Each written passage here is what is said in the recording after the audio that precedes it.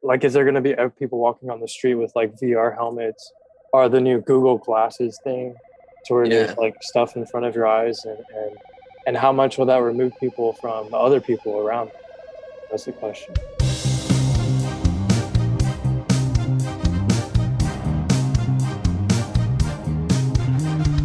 Hello, everyone. Welcome back to Box podcast, where we talk about outside of the box ideas. If this sounds like you as well, please feel free to subscribe.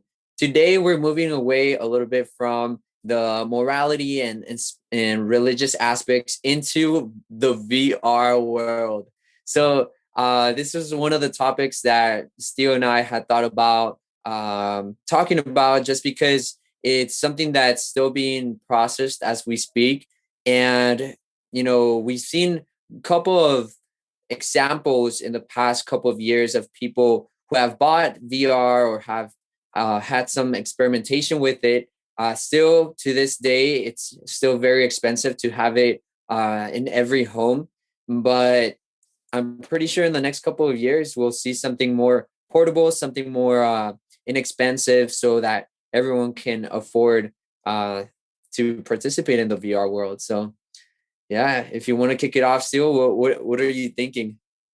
I'm thinking two different things. I'm thinking the side of me that's excited about VR, and then I'm thinking the career thing I'm going into, the counseling, that side too. Because like VR is like a new therapy that they're using in therapy and stuff like that to like help people with phobias, substance use disorders, and anxiety, like social anxiety, stuff like that. But then the part that's excited is thinking, I played one of my friends' VR's games before, and it's insanely realistic. Like when I was looking on the computer, like it was like graphics were like, yeah. But then when you're actually inside it gets like full render and all that stuff. And I'm probably butcher. I'm not like a gamer, so if I butcher stuff. But full render and all that stuff, and I'm like in there. I'm like, man, this thing. It looks like I'm actually in the room. What the hell? Yeah, There's like guns and grenades everywhere, and it's like a firing range and stuff, and everything feels so real. I'm not saying the graphics are like photo real, but they're pretty damn close. And it feels so real. The only thing that doesn't feel real is you can't feel the things you're holding in your hands. But yeah. everything else, like the sight, the sound, 3D sound, and just looking around, it's crazy. It's so surreal, dude. I don't know Wow. if you haven't had any experiences like that before. Right. I wish I could have an experience like that, but Yeah. at the moment I haven't met anyone that has it. So it's been something that I haven't put wet my feet too much into it. But one of the things I am excited about as well, and I totally agree, the psychology component is definitely going to be something really helpful for a lot of people to use virtual reality, taking people outside of their own reality into another world. And I think it's, in a way, just like television is, it's going to be a form of escapism, Yeah. Yeah. a way for people to entertain themselves in other ways where, let's say I personally live in a big city, so there's a lot of things to do, but, in other areas of the world where, maybe there's not that many things to do, then people are going to find virtual reality as a way to connect with other people, but also to escape from their own realities.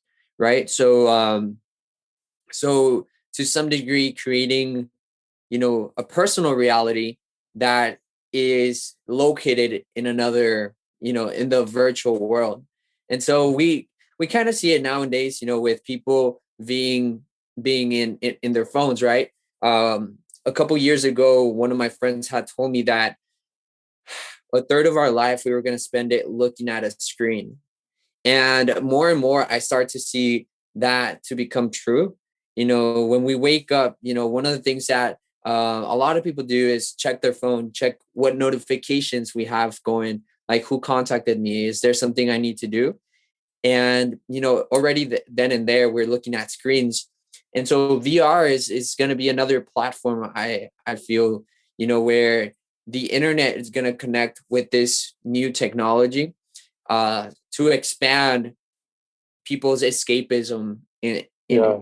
you know? I've actually personally seen that myself in people of younger ages that are in a generation before me, to where they kind of like are on their phone almost the whole day, you know, or like whenever I see them, they're mostly on the phone, or kind of like rather than talking to you, they're on their phone, or you know, and yeah, I mean, you can look at it all kinds of ways, you know, Yeah. and that's what I think. You're right. You know, VR, virtual reality, might become, because it's definitely growing. It's like when the NES, the Nintendo first Nintendo system came out, the graphics were, you know, not that great, right? I mean, I like it because it's classic, but when it first came out, it was basic.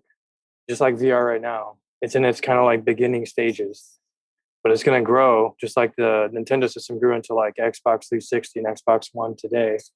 And I feel like VR is going to do the same thing, and it's going to become more and more popular over the years, to where everyone can just have it in their hand at all times and have constant access to it, like a phone kind of. And you already kind of technically have that. You can buy like these Oculus things that you don't have to plug in, I believe, if I understand that correctly. But I think it works with your phone or something. So there's all kinds of Mm. stuff. Uh, and you're right. You know, like what does that mean for the future? Does it mean that VR is gonna, like, is there gonna be people walking on the street with like VR helmets, or the new Google glasses thing, to where there's Yeah. like stuff in front of your eyes, and how much will that remove people from other people around them? That's the question.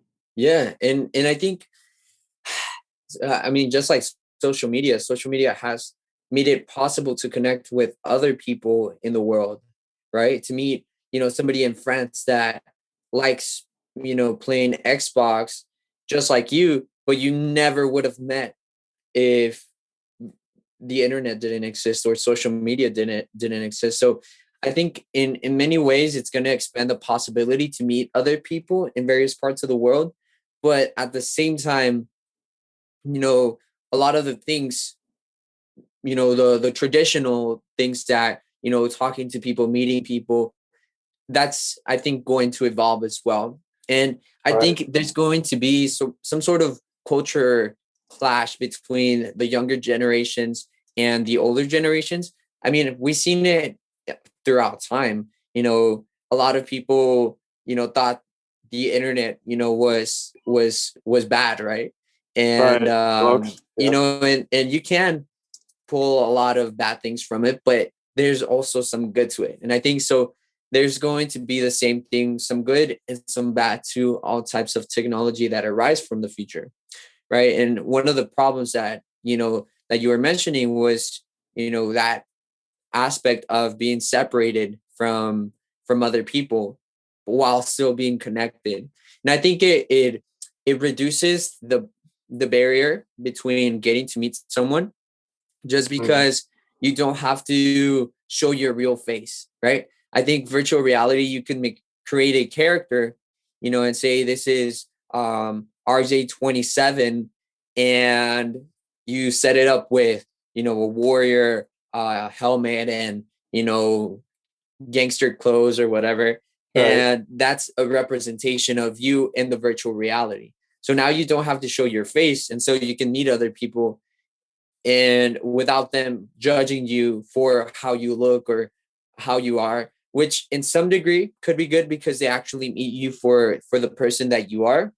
But at the same time, people can become dependent to their image in the virtual world, right? So you Yeah. can become Mhm. dependent to say like, well, in the virtual world I'm this person, but in reality I'm, this person, right? And so there can be that barrier on depending too much on your virtual reality, because you are creating your perfect self there, and but in your real life, living life, then you you're maybe not the same person, right? Or you're not building up to the same status as your virtual reality. And so that can become uh some self-confidence issues to some degree.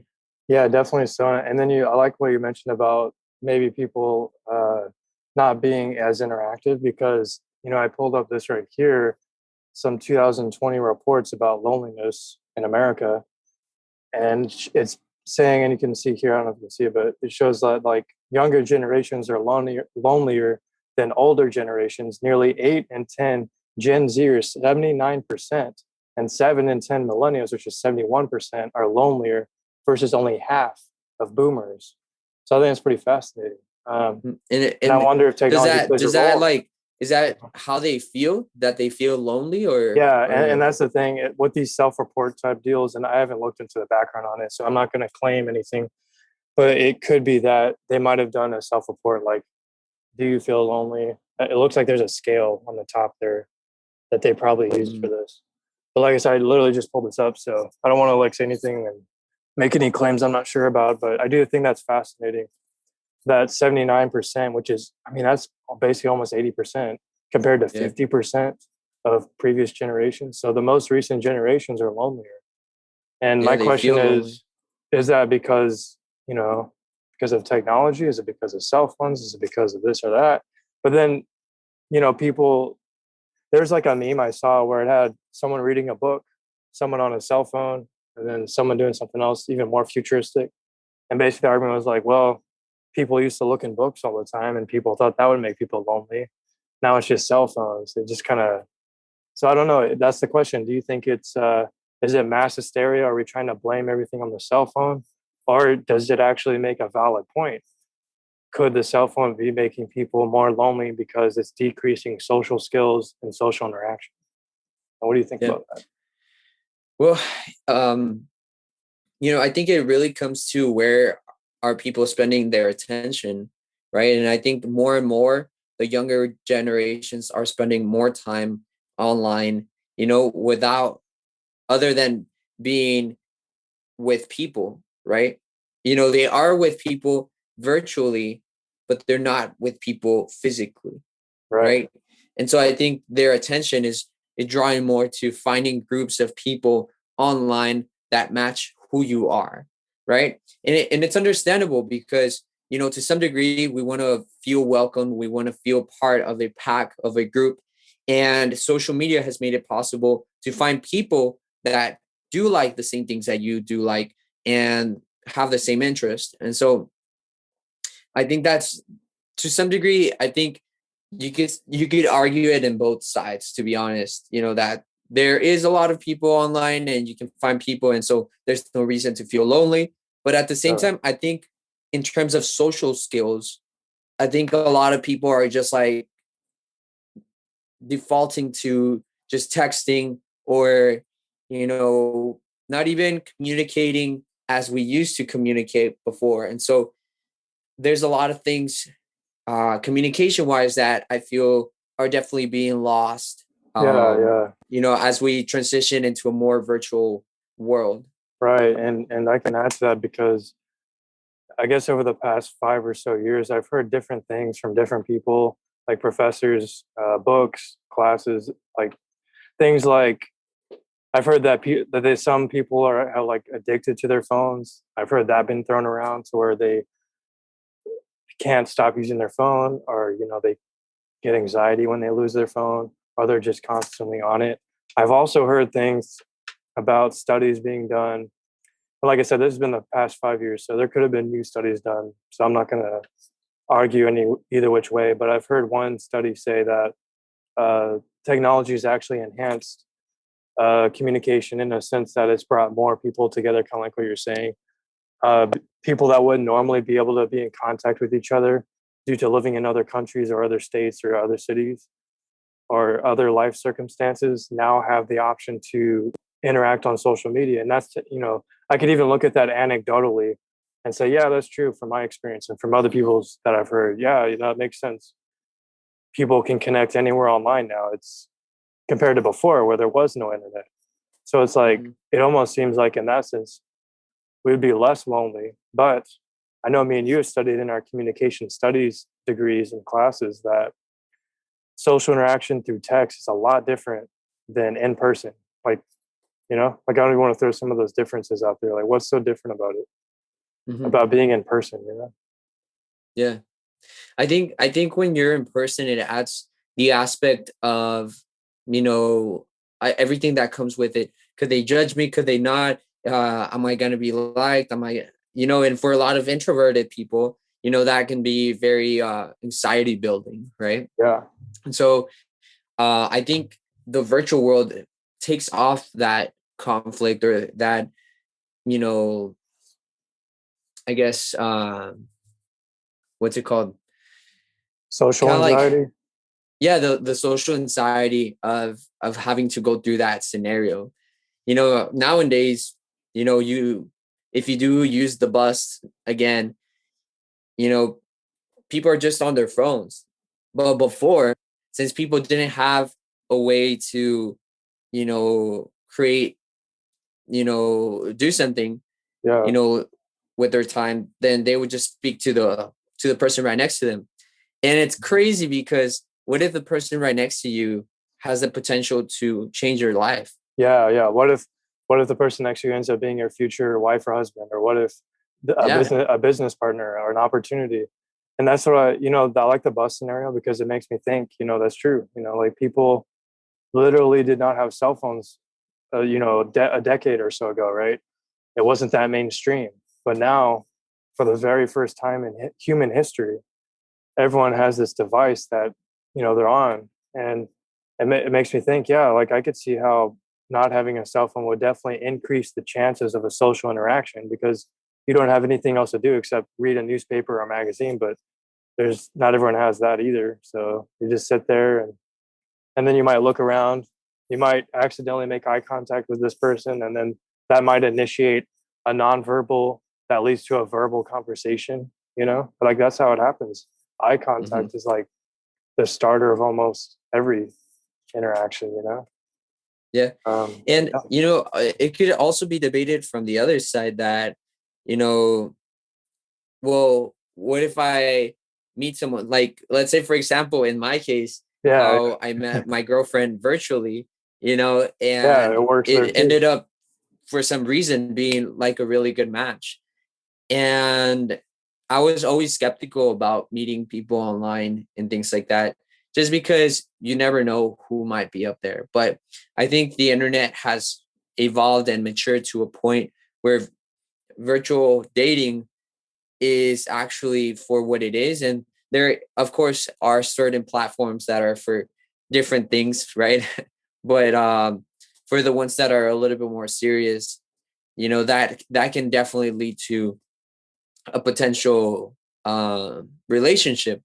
And so that's something that I can definitely see happening for a lot of people nowadays, that can debate that, well, if I want to meet somebody for a business proposal, well, I'll just find them on LinkedIn, and I'll send them a message, and, heck, well, I don't know where they live. I don't know where they are, but that will increase my chances of potentially meeting someone. Yeah, for that could, be my investor or something like that. So I think the internet exposes a lot. It's a way to connect through to other people without revealing your address, without revealing, where you're from, everything else that comes behind it. It kind of removes that barrier, right? But at the same time, it can become, to some degree, you know, um, the only way that people communicate through, right? And so if there's not a balance between having in-person contact and virtual contact, then, you know, that can be conflicting for the person without them knowing. Like the example you put up of the UCLA uh, findings, that a lot of people are feeling lonely. And I think it's not that they are necessarily lonely, but they're not interacting with people outside of their virtual world. And I Right. think that that's something that, it's definitely a problem, just because the past generations didn't know what, spending time on social media was going to be, different things like that, right? And I think I see it more and more. So I work as a balloon artist, and I see a lot of the parents, so that their kid stops yelling, they just give them a phone. They give them Yeah, yeah. technology Use so the phone. that They they could use the phone stop. as a babysitter, kind of. The phone is a babysitter. Yeah, Exactly. Yeah. The I've phone seen is the that. babysitter, and Yeah. or the TV or things like that. Yeah. And you know, and then they're gonna bash on their kids for being online for a long time. And I Yeah, it's think pretty I think strange. it can't comes down to parenting. Like, well, how do you expect your kid to not be online all the time Well, yeah, if yeah. you They raise don't. them to be online all the time while you were raising them? Well, the problem is no one takes it seriously, and that's the thing. They don't realize, and even what I'm saying, a lot of people will write off as always just being over dramatic. But I mean, if you start looking at a phone or doing any certain specific behavior at a very young age, of course you're going to increase the chances of making it, uh, for lack of a better term, an addiction. Like a behavioral addiction, or to where, or a habit. You could even say a very strong habit, because that's literally how habits form. They start, the younger you start, like for example, the younger you start using drugs, the more likely you're going to become severely addicted to them. And Mm-hmm. contemporary psychological research looks more into behavioral addictions, and they're trying to do more stuff on that. And it's like, yeah, like a phone, some people in the field consider phones to be addictive. And it's like, well, no wonder, with parents letting their kids use them at such young ages. Of course they're going to develop very strong habits of using the phone. Like, what else would happen, especially if you're not regulating it, especially if you're Yeah. letting them be on the phone like 24/7 without any breaks at all. It's like, what do you expect to happen? Yeah. They start yelling, here you go, here's the phone. Yeah. And I mean, to some degree, are the kids being born today are definitely going to be more technologically savvy and technologically aware. So I don't think maybe aware, because the parents teaching their kids to use technology are not being self-aware themselves. They don't know the potential of what technology could do, right? But I think to some degree, these findings, people feeling lonely, it's going to continue to increase, you know, until psychologists figure out, or people who are counseling figure out that, okay, so I actually do need to have some interaction with the world. I can't just be outside by myself, or like in this virtual reality all the time. I do Yeah. need to meet people outside of it, because my own being, my human makeup needs this interaction to also be physical, to have people around me physically as well. And so I think that's something that we might see. I mean, virtual reality is exciting and everything, but I think there's going to come a point where people realize, like, okay, well, we actually do need some social interaction outside of the virtual world. And going exactly what you just said there. I don't know if you heard about this about Japan. There's a minister of loneliness, because of loneliness has and mental health as a result crisis has become so severe in Japan, that there's an appointed minister of loneliness to try to figure out how to solve this problem. Like, that's how Wow. bad it's become there. It's pretty. And anyone watching this can look it up themselves, because that's just a news story. But always check your facts, guys. But that's what I heard about too. I was like, man, this is pretty intense, man. Like, it's pretty serious. Appoint Goodness. an entire minister to take care of, yeah, business. Yeah, that's really interesting. I mean, I think even in companies, that's something we might see as well. Like in human resources, people actually trying to reach out to their employees to see, all right, like, are they feeling lonely? Have they been having interactions with other human beings during their work time? Because, to be honest, I mean, we saw it during the pandemic. Meetings were just Mm-hmm. virtual, Zoom, and as companies start seeing that is a possibility more and more, people are going to maybe outsource to different cities. Employees are going to be living across the US in different time zones. And, with the possibility of virtual reality, people are going to meet in a conference room in the comfort of their home, you know, but don't have to really be there in person. So Yeah. that's going to facilitate a lot of, you don't have to drive, you don't have to fly over there. You can just meet over a virtual room, which is a possibility now. But you could do a virtual room, make it look like an office room if you want to. And there we go. We meet everyone there, and that's how it happens. That's So exactly right. yeah, I mean, it's the pandemic. I feel like it has accelerated a lot of virtual behavior and a lot of consumer behavior, how different things can operate. It's giving us a glimpse of what the future can hold, If everything goes of just virtual. an Yeah. all everyone living in their house, inside their house, nobody really leaving the house. Everything's already provided there. If you want some food, Amazon will deliver it. And it You doesn't, never have yeah, to yeah. leave your house. And it doesn't seem to be making people happy, something that I guess some people were surprised about.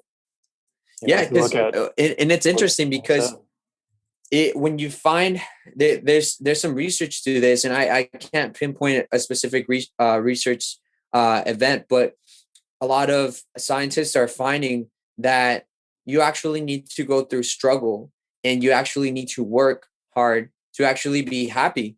And it's crazy because nowadays we sit with technology and with everything that we have, being in a first world country, you know, we have a lot of things facilitated for us. We want a product, we just click on our phone and it arrives at our house in 2 days. We don't have to go to look for it in the store and spend time, and so we can use that time for other leisure stuff, or other That's true. leisure activities. And it's interesting. It's interesting how a lot of comfort there is nowadays. And I think a lot of that, I think it also comes down to the person, but a lot of that can lead to feeling unaccomplished because what am I doing? Well, I'm not really working that much. I'm just, doing my day-to-day job here virtually. And, once I'm out, I go watch The Simpsons, or, watch a show, or whatever that might be. So it's interesting. It's interesting how things are evolving in into what will potentially be a virtual reality. Yeah, I think so. Yeah, definitely. Yeah, my final thought would just be like, there's positives and negatives. It just depends on how you use it. I think. Yep. Yeah, it's Yeah. the Spider-Man quote, Hey, with great power comes great responsibility. exactly. Yeah, it's Yeah, true. so well, we thank you for watching today. Let us know what you think about virtual reality. Do you think it's something that's going to provide a lot of good or a lot of bad? We're looking forward to seeing what ideas and thoughts you have about this topic. And if you would like to expand, help us expand on a certain topic, or have any suggestions, feel free to leave them down below on the comments. And we hope that you enjoy this podcast, and please like it, share it, and subscribe to our channel for more. And we'll see you soon. Y'all take care.